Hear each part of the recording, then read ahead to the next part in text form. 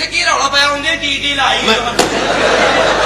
ਖਾਣ ਬਣ ਇਸੇ ਗੱਲੋਂ ਤੇ ਮੈਂ ਘੰਟਾ ਉਹਨਾਂ ਨਾਲ ਲੜ ਗਿਆ ਕੁੱਤਿਆ ਤੂੰ ਵੀ ਪੋਚ ਵਰਨ ਡਿਆ ਮਾਰਨਾ ਕੀ ਗੱਲ ਉਹ ਮੈਂ ਪਿੰਡ ਦਾ ਨੰਬਰਦਾਰ ਅੱਛਾ ਮੈਂ ਕਹਿੰਦਾ ਪਿੰਡ ਦੇ ਫੈਸਲੇ ਤੇ ਮੈਨੂੰ ਕਹਿੰਦੇ ਚਾਚਾ ਟੀ ਕੀ ਨਹੀਂ ਤੇ ਟੀ ਕੀ ਗੱਲ ਹੈ ਇਸੇ ਗੱਲੋਂ ਤੇ ਮੈਂ ਮਨਾ ਕਰਨ ਡਿਆ ਅਜੇ ਇਸ ਗੱਲ ਤੋਂ ਤੁਸੀਂ ਗੁੱਸਾ ਕਰਦੇ ਹੋ ਹੋਰ ਟੀ ਕੀ ਹੈ ਮੈਂ ਕਹਿੰਦਾ ਮਨਾ ਹੋ ਇਹ ਲੁੱਟੀਆਂ ਮਾਰਦੇ ਆ ਉਹ ਤੇ ਕਿਉਂ ਮੇਰੇ ਬਕਵਾਸ ਕਰਦਾ ਟੀ ਪਹਿਲਾਂ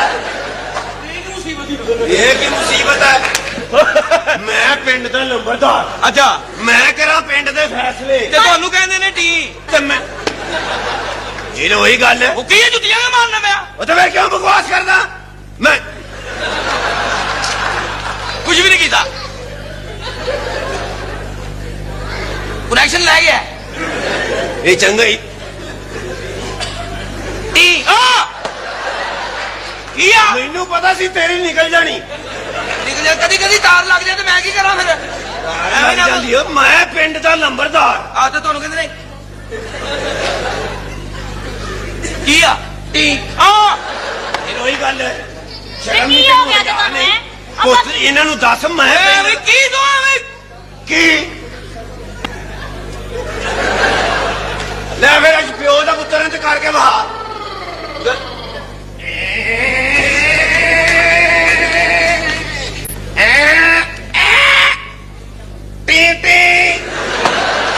ये बकवास है ये बगैरती है क्या बदतमीजी हो रही है बदतमीजी नहीं हाँ। ओ एहले कितने सुकून ना खलोता है हाँ। ओए हाँ। मैं थोड़ी देर पहले भला किया सी तेरी समझ नहीं आती क्यों उन्होंने जुतियां पहन रही हैं क्यों किया तू क्यों किया यार ਇਹਦੇ ਕੰਨਾਂ ਦੇ ਉੱਤੇ ਮਾਰੋ ਜੁੱਤੀ ਇਹਦੇ ਕੰਨ ਟੀ ਟੀ ਕਰਦੇ